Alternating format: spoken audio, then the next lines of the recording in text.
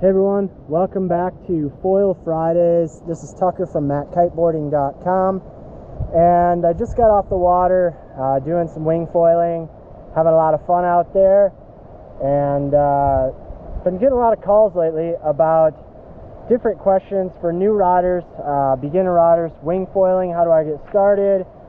You know, what's the best way to take those baby steps in so you can learn, you know, with the best possible learning curve and get out there, you know, having fun more quickly. So I'll do a quick video series here, probably, you know, 2 or 3 videos maybe on the basics of wing foiling, how to get started, what those little baby steps are on your way there, and hopefully that'll help some of y'all out. And, you know, as always, still feel free to pick up the phone and call us with any questions, but this will give you some visual to go along with that.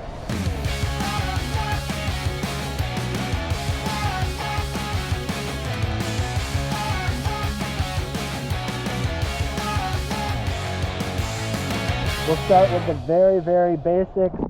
We have our wing foiling wing here, and what's the first thing I should do when I unpack my wing? Well, inflate it, inspect it, of course, make sure it holds air. That's number 1. But then number 2, you're going to want to go out on a moderately windy day and start to play with it a little bit on the ground. You know, so find a place with some clean wind. You know, if you have a big yard, maybe right there, a soccer field nearby or a beach, get there to some clean wind and start working on your basics of wing handling. So how am I going to hang on to this? How am I going to transfer from hanging onto the front edge to the actual handles on the boom? You know, how am I going to handle this thing in the water? I mean, it's really easy to flip it over and maneuver it when you're standing, you know, 5 or 6 feet above the ground.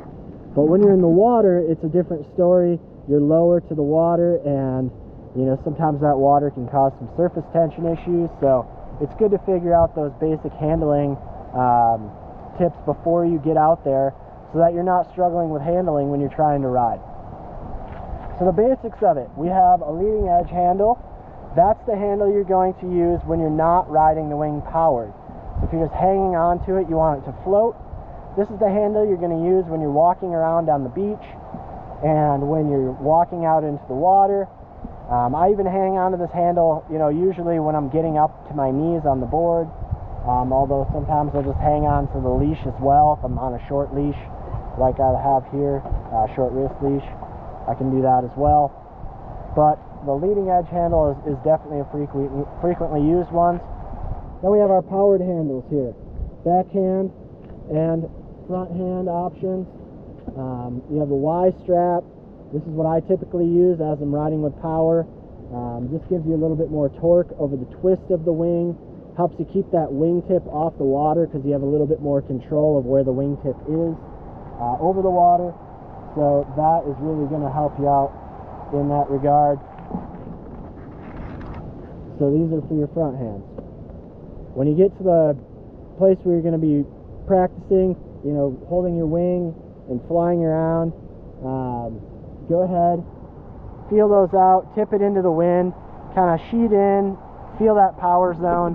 One really common issue I see with new riders is that they're not sheeting the wing properly. They're oversheeting, we would call it in kiteboarding or sailing. So that means they're tipping the wing too vertically into the wind. So it's almost like this, with the wind blowing directly into it. And while that catches a lot of wind in the sail here, it's not sending any wind over the actual airfoil of the design.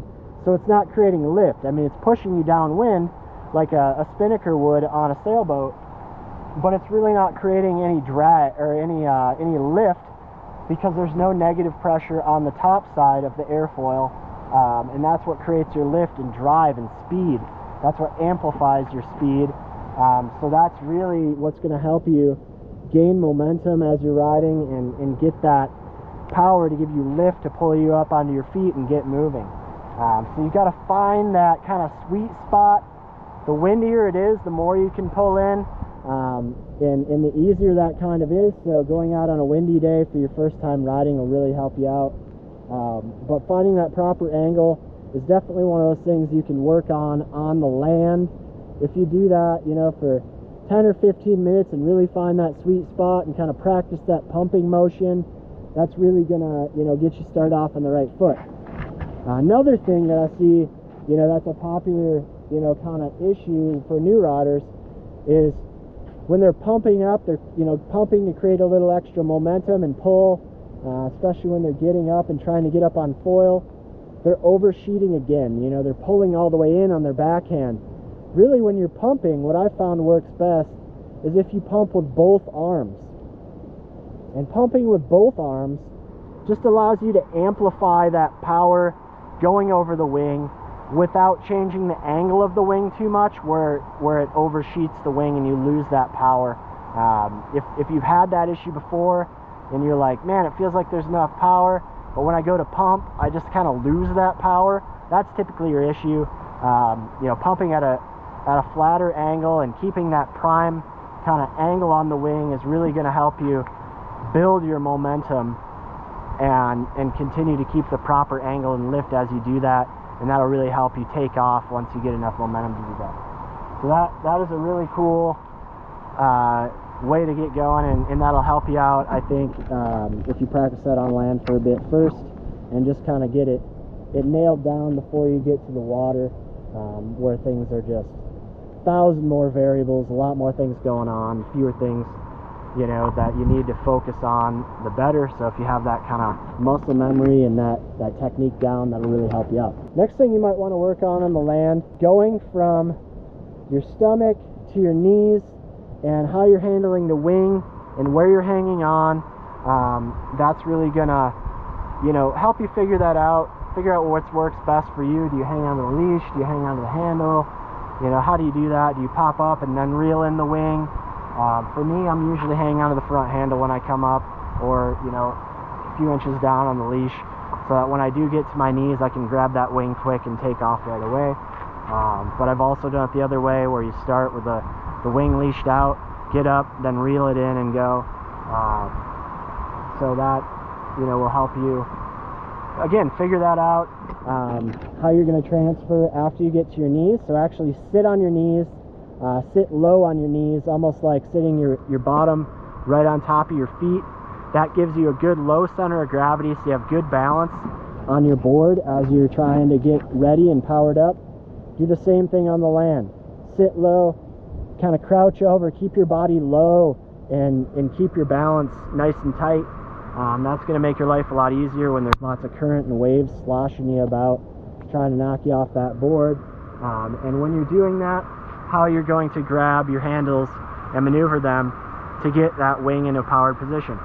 For me, again, I'm going to start with this handle, and then I'll grab either this handle or one of the Y straps in the right orientation where I'm going to be riding, and then I quick pull it over my head and upwind, so that I can easily reach up and grab my other handle without powering up the wing too soon.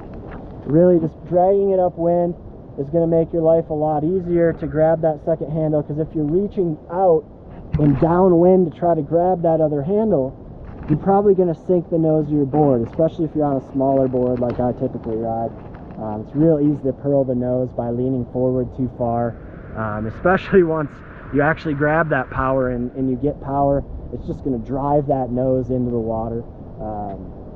So that's one thing that'll really help you out, is bringing that hand up high and upwind of you so that you can easily grab the back handle back here. While you're also on land, you might as well practice transitions, which is probably getting a little bit ahead of yourself if you haven't even gotten to the water yet, but you're already there. There's already wind, so definitely practice that as well. How you're going to move your hands from Y strap to Y strap, or from center to Y strap, or from center to center. It's a little bit harder to share the same handle, so you might want to consider using these two if you have a layout like this. Otherwise, if you only have a single front handle, you know, you kind of have to figure out how to juggle that single front handle with two hands, you know, without dropping your wing. So practice that. Definitely, it's good to figure that out. I really like to grab right about here if I'm doing a double hand, or two hands and one handle. That way it leaves the upper part of the handle for my hand that's coming in to grab. There's a nice clear space for me to grab without having to overlap my hands. So definitely work on that while you're out there at the beach. The last thing you'll probably want to work on while you're out there hanging out at your beach, your soccer field, or your yard, working on some flatland training, is how you're going to flip over your wing. It's one thing that caught me by surprise when I first started learning, and it's something I think that a lot of people struggle with. So you're going to want to figure out how you're going to flip this wing over, because it's common that when you fall, it'll fall in the wrong orientation, or if it leashes out, a wind will hit it or a wave will hit it and flip it over. So it'll be belly up like you're seeing here. And I find the best way to do that, especially on a larger wing, is to get to the wingtip and flip it over. You can try to grab it from the center and kind of muscle it over, especially if you're up on your knees. You might be able to make that happen. If you lift it high and try to flip it over, if you're a tall person like me. But for most people, especially if you're sitting on your board or if you're in the water and you don't have a really buoyant board, it's going to be a lot easier to grab the wingtip, muscle it into the wind, and the wind will catch air in the canopy and flip it right over for you. So definitely practice that. I would recommend sitting down on the land and trying to do it sitting down, because really, realistically, that's more like what you're going to be dealing with. One key portion of that when you are flipping the wing is you want to try to lift it high and flip it. Get that wingtip downwind, or at least to the side of you that you're wanting to flip it to. If you're keeping it all on one side of your board or one side of your body, as you try to flip it, it's going to want to catch air and just fall flat again. So if you're able to get it pretty centered in front of you, or I like to put it kind of out in front of the nose of the board and use the front of the board almost as a bit of leverage as well. That way when it flips over or catches wind, it'll flip in the proper direction and not just fall flat back to where you started. So practice that. That's a great way to get going. And those are kind of just the first steps, quick drills you can do before you get to the water that are really going to help you progress a lot faster than if you had just tried to go after it out into the water. There is a lot of stuff going on, and that'll make your life a lot easier. Next thing you could do if you're feeling up for it is grab a skateboard and give that a go on a less windy day in a parking lot. Obviously you're dealing with cement, not water. Wear proper padding, wear a helmet, and you'll have a lot more fun, especially if you end up falling. Definitely protect yourself. Wrist guards are never a bad idea either, because when you fall on skateboards, wrist injuries are really common. So definitely wear the proper protective gear, but get out there on a skateboard, have a lot of fun. That's what I did when we first got our wings, and it's just a blast to cruise around. You have a lot of fun while you're learning more, and you can really work on transitions, upwind riding, and really figure it out. If you're a skateboarder, or you're confident on a skateboard, you'll be able to do that. So those are kind of the basics of wing foiling and some flatland drills you can do before you get to the water. Be sure to tune in for the next video or two in this series, where we're going to give you some more information about how to learn wing foiling and some good tips for that, as well as, check out some of our other videos on the right gear if you don't know what the right gear is. And of course, you can always call us at the shop too, 800-622-4655, or email kiteboarder@mackkite.com.